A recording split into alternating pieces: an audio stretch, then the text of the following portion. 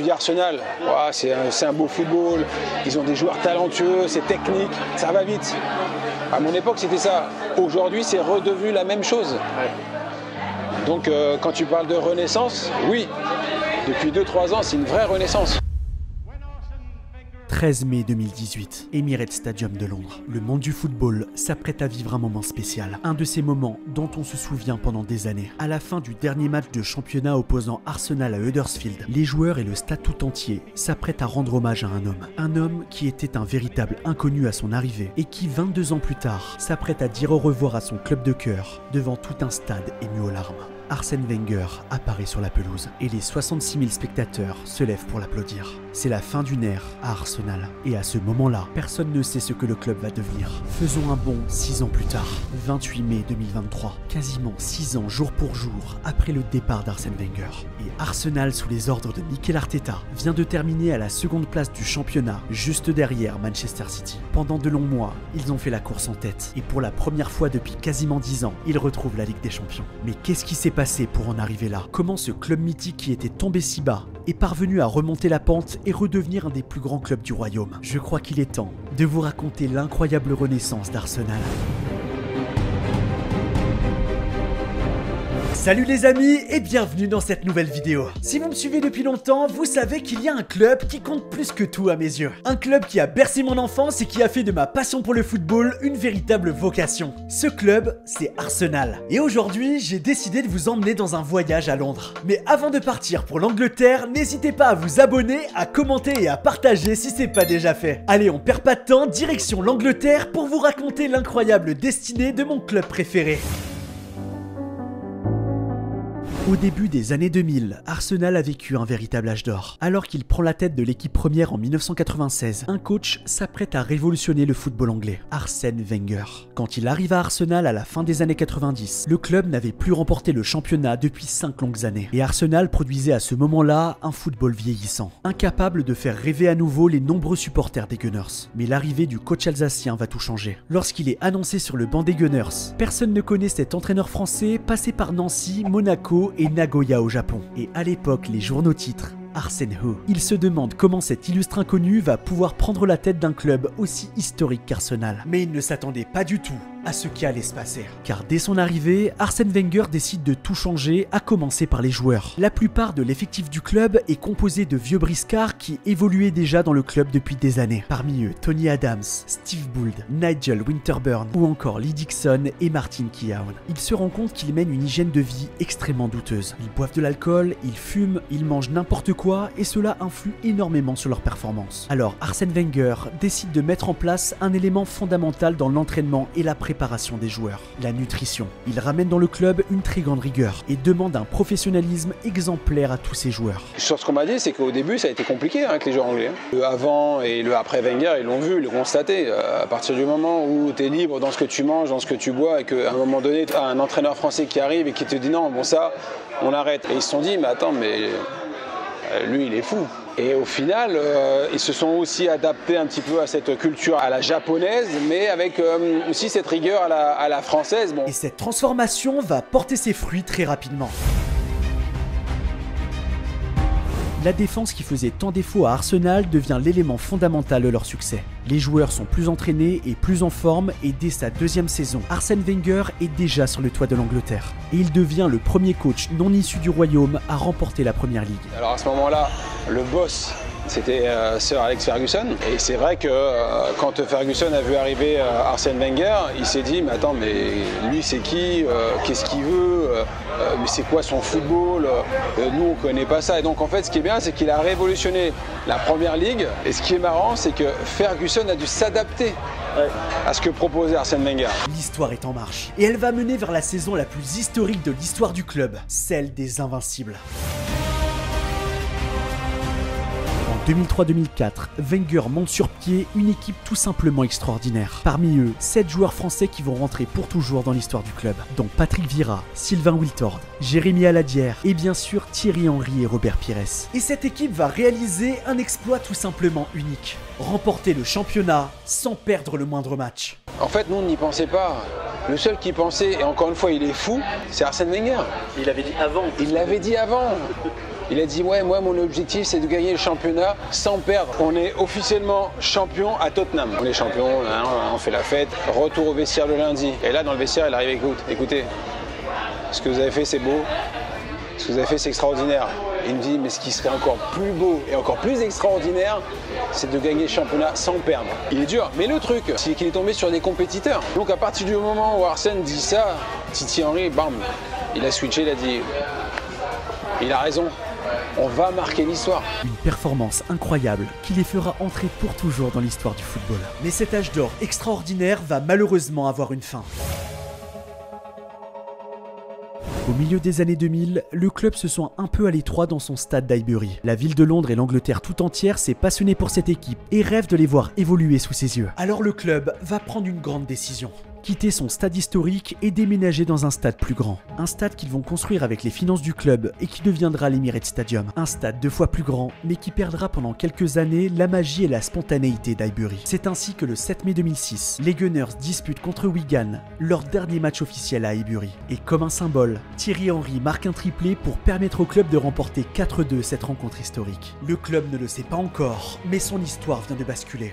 Car coup du destin, à peine 10 jours plus tard, les Gunners sont en finale de la Ligue des Champions pour la première fois de leur histoire face au FC Barcelone. Ils ont éliminé sur leur route le Real Madrid et la Juventus Turin, et ils sont en train de véritablement marcher sur l'Europe. Mais le match va tourner au cauchemar. Arsenal ouvre le score grâce à Sol Campbell, mais après une terrible faute qui arrive beaucoup trop tôt dans le match, le gardien d'Arsenal est comme d'un carton rouge, et Wenger fait le choix de sortir Robert Pires. Il a quelques secondes pour prendre une décision, mais je pense qu'il s'est trompé parce qu'il a cassé la connexion Pires-Henry, et je pense qu'à ce moment-là, même à 10, on aurait pu leur faire mal. À partir de là, les Blaugrana font tout pour revenir et dans les dernières minutes du match, ils inscrivent 2 buts qui leur permettent de remporter la rencontre. Pour l'instant, c'est le seul regret d'Arsenal, c'est de ne pas avoir gagné la Champions League. Le rêve de tous les supporters d'Arsenal s'est brisé. Et les saisons qui vont suivre vont plonger le club dans la crise. Car le choix d'avoir investi dans un stade ultramoderne en plein cœur de Londres va terriblement handicaper les finances du club pendant 15 ans. Petit à petit, les plus grands joueurs de l'époque quittent le club. Henry part à Barcelone, Vieira à la Juventus, Pires à Villarreal. Et le club peine à recruter des top joueurs qui pourront leur permettre de remporter à nouveau le championnat. C'est ce qu'on appelle tout simplement une fin de cycle. Il y a eu les départs de Dennis Bergkamp, pas de Vieira, le mien, et je pense que celui qui a fait vraiment mal au club, c'est celui de Thierry Henry, quoi. Est-ce qu'Arsène, est-ce que le club était préparé à ça? Non, je pense pas. C'est ainsi que la période entre 2006 et 2016 va être très compliquée pour le club. Mais malgré tout, Arsène Wenger parvient toujours à maintenir Arsenal dans le top 4, et donc à se qualifier pour la Ligue des Champions. Mais à partir de 2016, la chute va s'intensifier. Lors de la saison 2015-2016, marquée par l'exploit de Leicester, Arsenal termine 2e. Et à partir de cette année-là, Wenger va vivre la période la plus compliquée qu'il a eu à affronter sur le banc des Gunners. Pour la première fois, il terminera la saison suivante à la 5e place de Première Ligue, brisant ainsi sa formidable série de 20 ans d'affilée en Ligue des Champions. Et sur le terrain, c'est une vraie catastrophe. La défense des Gunners est aux abonnés absents et Arsenal ne ressemble plus du tout au grand club, à la fois offensif et solide défensivement, qui aura marqué l'histoire dans les années 2000.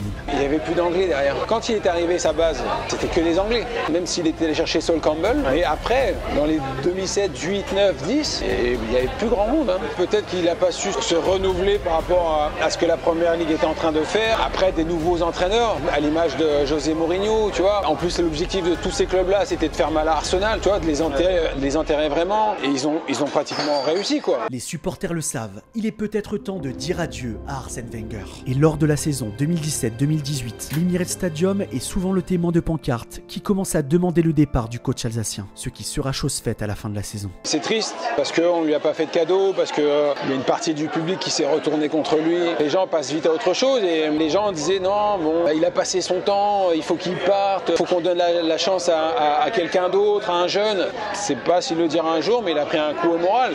Et c'est peut-être pour ça qu'à un moment donné, il s'est dit bon j'arrête. C'est ainsi que le 3 mai 2018, Wenger quitte le club en le laissant à la 6e place de Première Ligue pour sa toute dernière saison sur le banc. Une page vient de se tourner et il est temps d'envisager l'avenir. Mais la suite va être encore plus compliquée. Dans un premier temps, les dirigeants d'Arsenal décident de faire confiance à un coach qui a fait ses preuves en Europe. Il vient à peine de quitter le PSG quand Unai Emery rejoint Arsenal au début de la saison 2018-2019. Son expérience des grands clubs et sa gestion des grands joueurs donnent beaucoup d'espoir aux supporters. Peut-être que ce sera lui qui permettra enfin à Arsenal de retrouver la Ligue des Champions. Mais rien ne va se passer comme prévu, car malgré des débuts encourageants, le club ne parvient pas à s'en sortir en championnat. Et même s'il fait un tout petit peu mieux que la dernière saison de Wenger, Arsenal termine la saison à la 5e place et rate encore une fois son retour dans la plus belle des compétitions. Emery s'en va 1 an et demi à peine après sa prise de fonction. Et je peux vous dire qu'à ce moment-là, les supporters dont je faisais partie n'avaient plus aucun espoir de voir le club remonter la pente. Mais l'arrivée d'un seul homme va tout changer.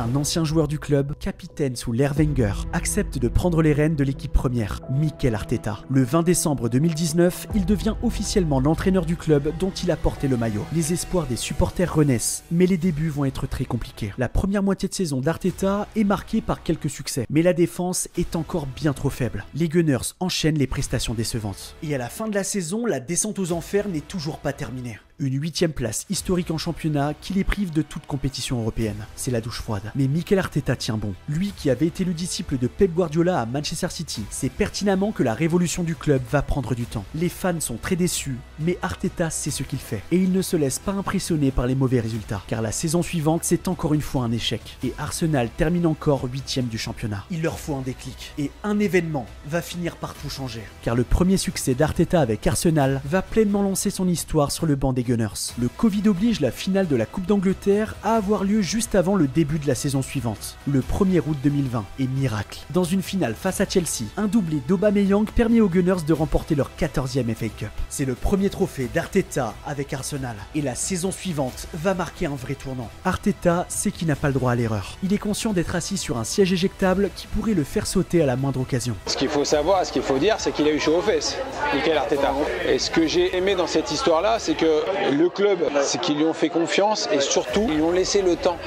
Et dès le premier match de la saison lors du Community Shield face à Liverpool, Arsenal remporte déjà un second trophée qui va pleinement lancer cette saison de la plus belle des manières. La révolution est enfin en marche et Arteta commence à opérer des changements majeurs au sein du club. Il offre à Bukayo Saka une place de titulaire indiscutable et fait de lui le joueur central de son effectif. Sa jeunesse et son talent permettent aux Gunners de se tourner vers l'avenir. Et dans le même temps, un autre joueur va faire les frais de cette situation, Pierre-Emerick Aubameyang. Le franco-gabonais est mis sur le côté par Arteta pour son manque de professionnalisme. Et le coach espagnol envoie un message à tous les autres joueurs. À partir de maintenant, la rigueur d'Arsène Wenger est de retour. Et il ne laissera plus rien passer. Son objectif, remettre Arsenal à la place que le club mérite. Si on parle de Mikel Arteta, il a eu 2 très bons professeurs. Le premier c'est Wenger parce qu'il jouait, donc il a vu. Ensuite il est allé à Man City en tant qu'adjoint de Pep Guardiola. Il a fait des tests, il s'est trompé. Et c'est là où Arsenal, je suis content, c'est qu'ils lui ont donné sa chance en sachant qu'il avait 0 expérience. Et les efforts et le travail vont finir par payer. À la fin de la saison, la situation en championnat s'est déjà grandement améliorée. Toujours pas de place en Ligue des Champions, mais une 5e position qui permet aux Gunners de retrouver la Ligue Europa. Tout n'est pas encore parfait, mais la remontée du club est en marche. Les supporters ne le savent pas encore, mais la saison 2022-2023 va être un feu d'artifice. Les changements d'Arteta apportent à Arsenal une particularité très intéressante. Ils deviennent la 2e équipe la plus jeune du championnat d'Angleterre. Avec une moyenne d'âge de 25 ans, Arteta préfère miser sur des talents d'avenir qui pourront faire évoluer le club dans les années à venir. Et parmi eux, un homme à qui le Real Madrid n'a jamais vraiment donné sa chance. Un joueur prometteur qui va prendre une dimension toute particulière à Londres, Martin Odegaard. Sous les ordres de l'Espagnol, le Danois va se transformer. Et quand tu as un chef d'orchestre comme Martin Odegaard qui est capable de te faire une passe magique là, comme il a fait contre Porto, il y a des signes qui peuvent aller au bout. Et Mikel Arteta va faire un choix capital, nommer le Norvégien capitaine de l'équipe. À seulement 24 ans, le milieu de terrain va avoir la possibilité de s'affirmer en tant que leader de cette équipe. Et la magie va opérer. Car cette saison-là, Arsenal va littéralement marcher sur l'eau. Tous les problèmes qui les avaient empêchés de retrouver leur niveau lors des saisons précédentes sont de l'histoire ancienne. La nouvelle défense composée de Ben White, Gabriel, William Saliba et Zinchenko se révèle solide comme un roc. Et la terrible période où les Gunners encaissaient encaissé énormément de buts est désormais révolu. Mais Arteta n'oublie pas non plus les conseils de son mentor Pep Guardiola. Et le jeu d'Arsenal devient un véritable jeu de possession. Arteta veut que le club puisse à nouveau devenir le métronome des rencontres. Il veut garder le ballon et redevenir le club au jeu offensif extraordinaire. Et Arteta va trouver la formule parfaite. Odegaard réalise une saison extraordinaire et le trio de tête emmené par Saka, Martinelli et Jesus fait des merveilles. À tel point qu'Arsenal est de nouveau dans la course pour remporter la première ligue. Pendant de longues semaines, on y a cru. Quand tu dis Arsenal, wow, c'est un beau football, ils ont des joueurs talentueux, c'est technique, ça va vite. À mon époque, c'était ça. Aujourd'hui, c'est redevenu la même chose. Mais l'ogre Manchester City, emmené par Pep Guardiola, était encore trop fort. Et c'est finalement eux qui remportent le championnat à seulement 5 points devant Arsenal. Mais peu importe, Arteta a réussi.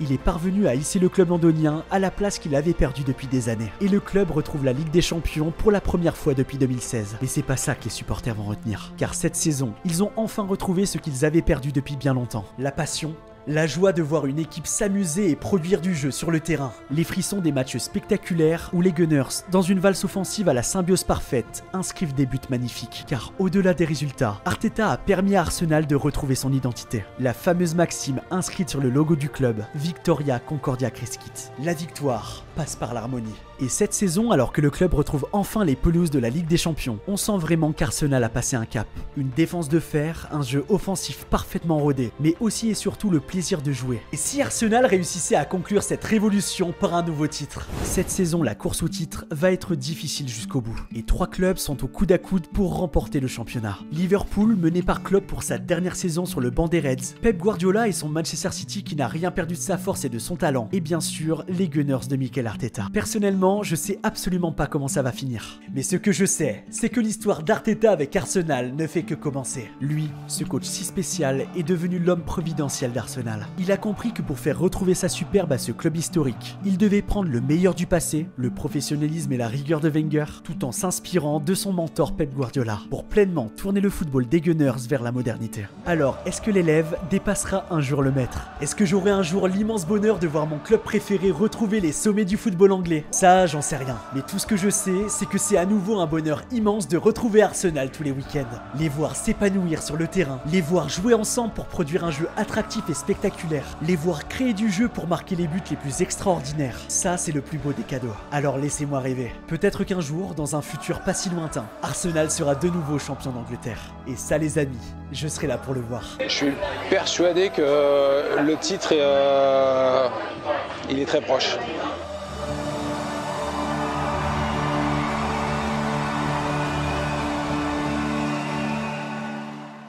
Voilà les amis, cette nouvelle vidéo est déjà terminée. J'espère que ça vous aura plu et que ça vous donnera envie de regarder les matchs d'Arsenal. Je tenais bien sûr à remercier Robert Pires de m'avoir accordé de son temps pour que l'on parle de ce club que l'on aime tant tous les deux. C'était un vrai plaisir d'en parler avec lui et j'espère que ça vous aura plu. Si c'est le cas, n'hésitez pas à lâcher un petit commentaire, à liker et à vous abonner. Mais surtout, continuez de regarder du foot et je vous dis à très bientôt pour une nouvelle vidéo. C'était Polo, ciao.